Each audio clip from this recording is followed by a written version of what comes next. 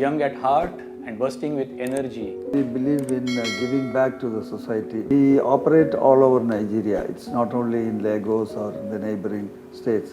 We operate in all the 6 geopolitical zones. We give medical outreaches are done by various organizations, and we support these organizations by giving our drugs to them. All our motor vehicles were having this inscription, "Pray for Nigeria," including my own vehicle. They recommended my name for this national honor. We should pray for the country where we live and earn our livelihood. So we decided that we will pray for Nigeria. One thing interesting I found in the CV or biography, release of prisoners. It's very interesting. Who knows, they can ride a Okada. We bought some Okada and gave it to them. Your rehabilitation work also. Yeah, so I thought let's let them not go back get into any other activity. My mother was a great philanthropist, I should say, in her own capacity. And that has really helped. When we went there, when the water started coming out, pumping water, oh, the joy of that village is something unbelievable, unbelievable. My advice is to the mentees, you should take risk in your life. Beacons of Hope, Nigeria Chapter. This podcast is a tribute to the individuals across Nigeria who are making a profound difference in the lives of others. Through their work in healthcare, education, empowerment, and community upliftment, these heroes are shaping a brighter future for the nation. Each episode shines a light on their journeys, the challenges they've overcome, the lives they've touched, and the legacies they're building. Beacons of Hope is where service meets storytelling and where Nigeria's unsung heroes are celebrated and heard. Hi, I'm Ravindra Kamath. I'm your host for today's first episode of Beacons of Hopes. Let me start with asking you a question. Who is your favorite hero? A few names popped up. Now, are they the real heroes? I mean, is hero someone who does some magnificent feats on the big screen? Or is someone whose action create lasting and multidimensional impact on millions of lives in the world? Yes, I'm talking about real life heroes. And we are privileged to have one such remarkable personality with us today. He's young at heart and bursting with energy and happens to be just 87 years of age. His name is Chief Varkey Verghese. Welcome to today's episode of Beacons of Hopes. In this podcast, we bring you the story of the Java Group of companies, anchored by Chief Varkey Verghese, a name that has grown to become a trusted force in Nigeria's pharmaceutical landscape. Founded in 1998 with its first facility inaugurated by His Excellency Major General Muhammadu Buhari, the company began with just 5 registered products and 50 dedicated staff members in Lagos and Ibadan. From those humble beginnings, Java has now expanded to over 150 registered products, more than 600 employees, and 7 branches spread across Nigeria's 6 geopolitical zones. The vision of Java is clear: to emerge as an innovative pharmaceutical manufacturing company and a holistic healthcare solutions provider. Its mission is to ensure that world-class medicines remain accessible and affordable to every Nigerian, no matter where they live. But Java's impact goes well beyond its products. Through robust corporate social responsibility initiatives, the company has supported communities with free medicines, free ambulance services, scholarships, food programs, and even large-scale health interventions like eye surgeries and heart operations. Java has also donated delivery vans, distributed over 100,000 free Bibles, and assisted in the release of prisoners in need of legal aid. At the heart of these efforts is a deep commitment to both social and spiritual well-being.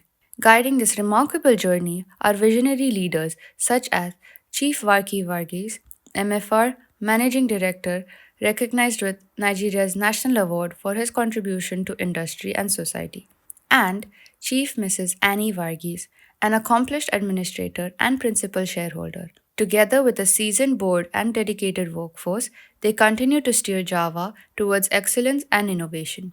From a modest start to becoming a household name in healthcare, Java's story is one of resilience, service, and dedication to humanity. As they put it, we care, God heals. Ladies and gentlemen, Chief Varkey Verghese. Chief, welcome to the show and really appreciate and thank you for accepting our invitation for this podcast. It's my pleasure. Chief, let me start with Chief Verghese as a businessman. We all know that Nigeria is a land of opportunities. So even when you came to Nigeria when you were at 43, and in 11 years at 54, when all of us start thinking about our retirement planning, you changed your gear and decided to be an entrepreneur. So at 54, taking a risk and starting your business in a country like Nigeria of 1990s, what led you to take that decision and believe that you can succeed? Let me first of all thank you for this opportunity to express my own views and what I was able to do from the age of 54 onwards. As you rightly said, I came when I was 43 years old and I left the group where I was working when I was 54. During that 11 years, I was able to achieve great things which many other probably companies or even older groups of companies could not achieve. So that has given me a lot of confidence. That is number one. And second is age is I consider it's only just a number. If you have the determination and God has given you health, you can utilize it still. As expected from you. Okay. Fine.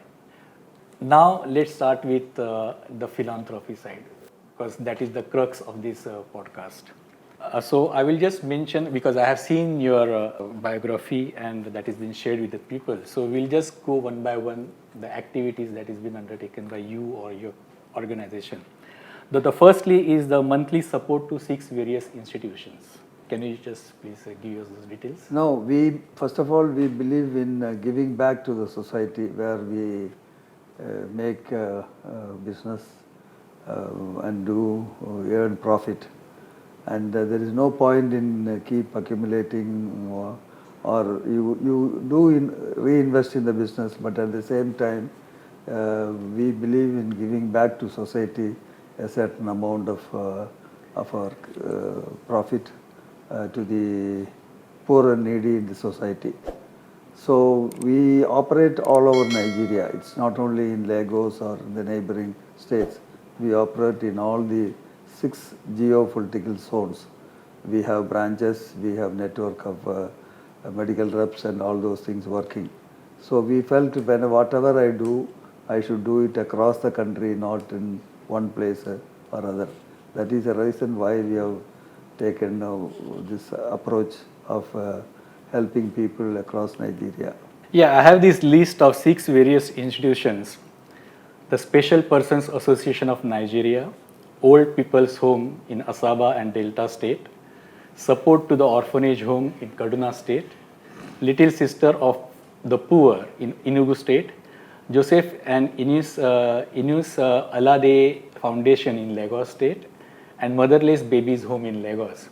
And the best part is, in their biography, it is mentioned that these 6 institutions are on the payroll of Java.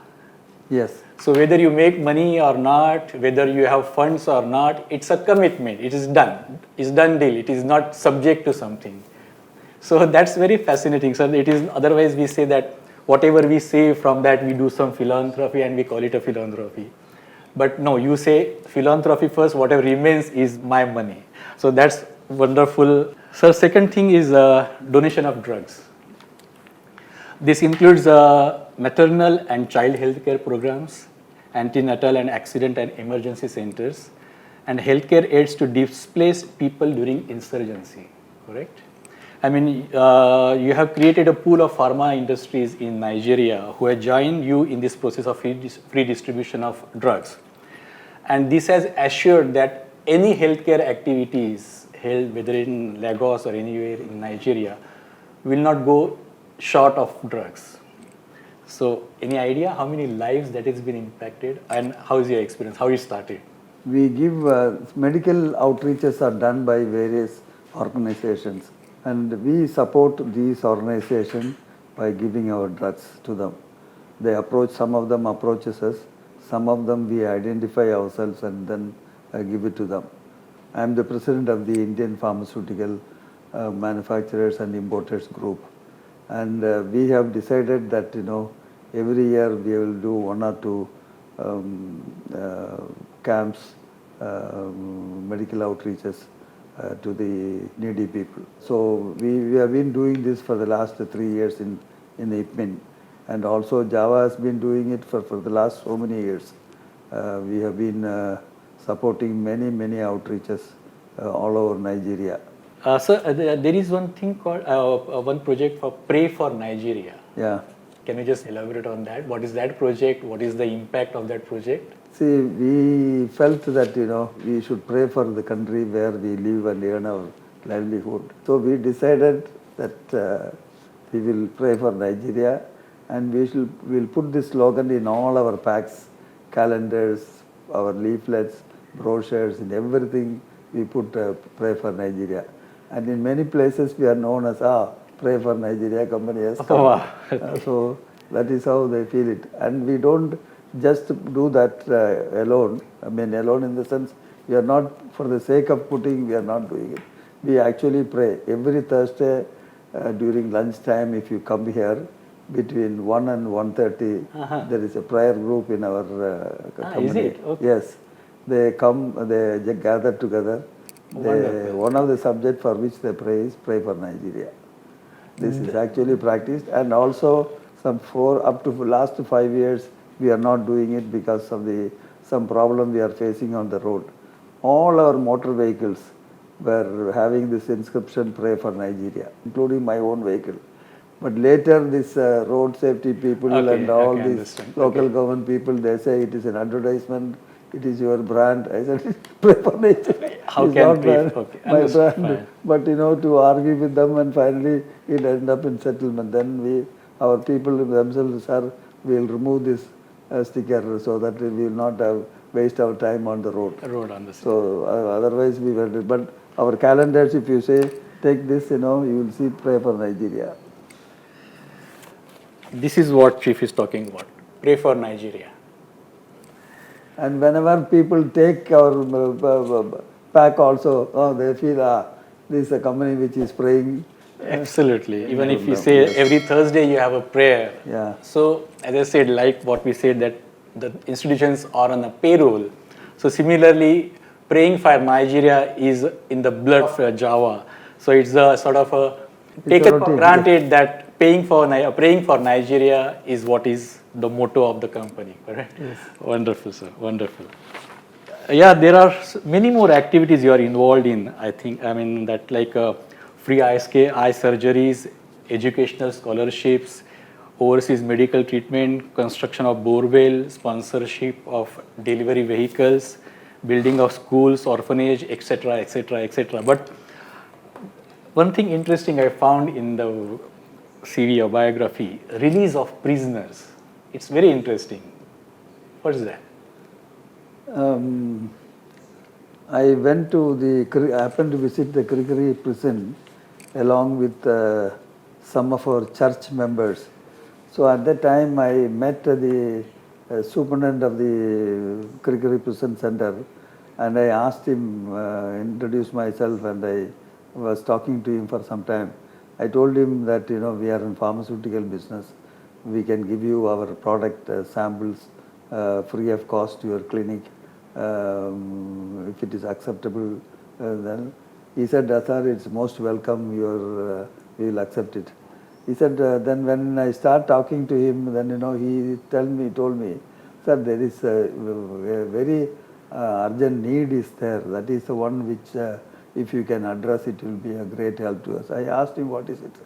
There are some prisoners here, very innocent people who did some minor offences, and they are fined some 5,000 naira or 2,000 naira or 10,000 naira. It varies according to the magistrate's mood and Correct. case and other things. They are done, and they are not able to pay. Their relations are not coming forward to pay it. They are brought here and dumped here. Once they are dumped here, there is nobody to take up their case. Their cases doesn't come up for hearing, and they are here for 8 to 10 years. 8 to 10, 10 years, and they are all for very 5,000, well, 10,000. for very well behaved prisoners here, and we ourselves feel very sorry for that. Oh. Then I asked him what is to be done for that. Can you give a list of people? He gave some 10 people's name. And when I brought it here, I discussed with my colleagues here, our accountant and other people, what can we do about it. They suggested, sir, this is a matter, we just go and pay and release them, that process is not possible. We have to engage a lawyer. And a lawyer only can take up these matters with the concerned court where they were punished, go back and take out their file and then do all these things. Then only it can be released and all that. So we called our lawyers. We have a lawyer to whom we engage. So we asked him to come and take up these cases. And he went through it, and then he went and met the superintendent of the prison and get all the details and other things. He called those prisoners, interviewed them, where they were punished, which court. He went to those courts and then took out their file. Some of them, they don't have the file. They are not able to trace the file. So it nearly took 2 years to get these people out from them. 2 years. And we had to pay a good sum of money, more than their fines. And other things to the lawyer. And we can't blame them because he has to go up here, waste his time and other things for this purpose.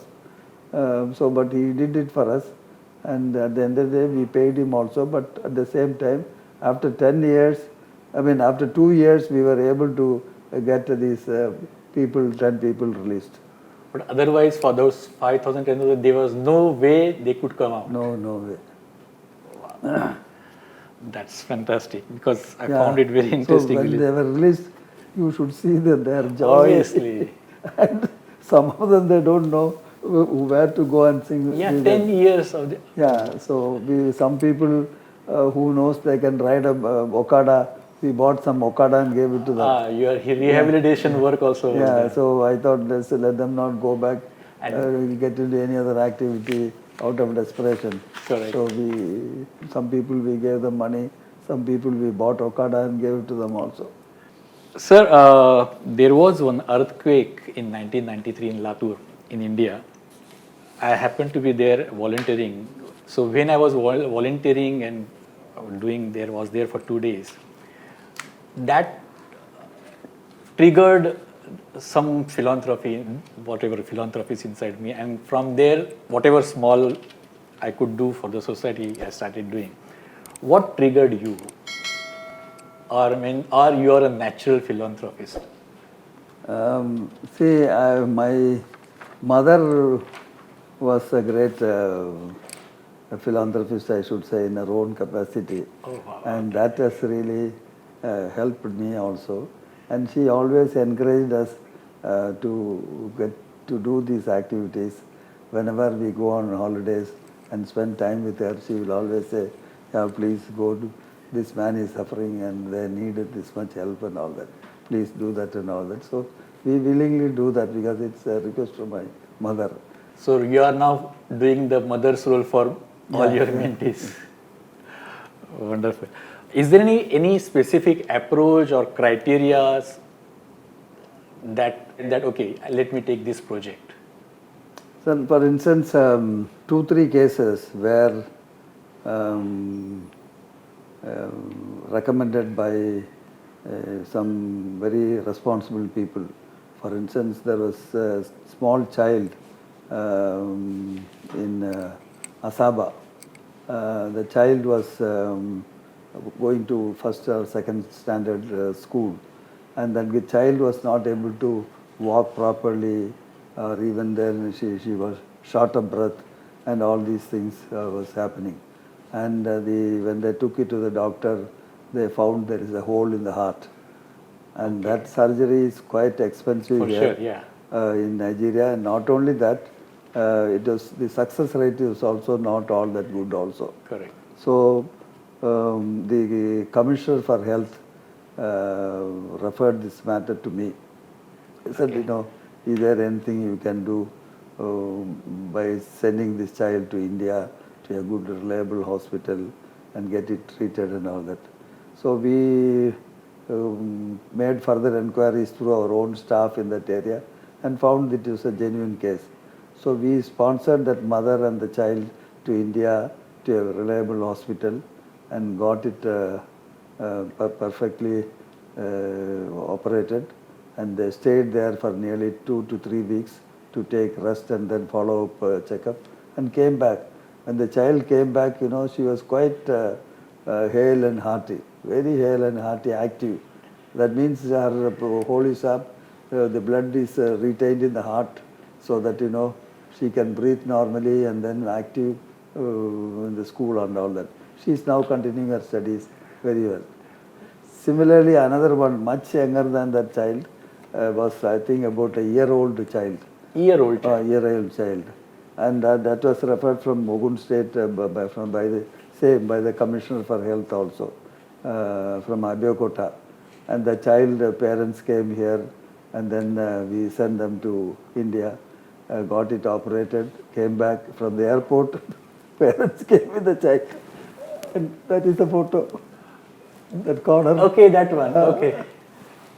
So there is no criteria, any genuine case you feel it is worth, you are in. Similarly, the security in my house, who has been there for the last 25 years, now it is nearly 30 years.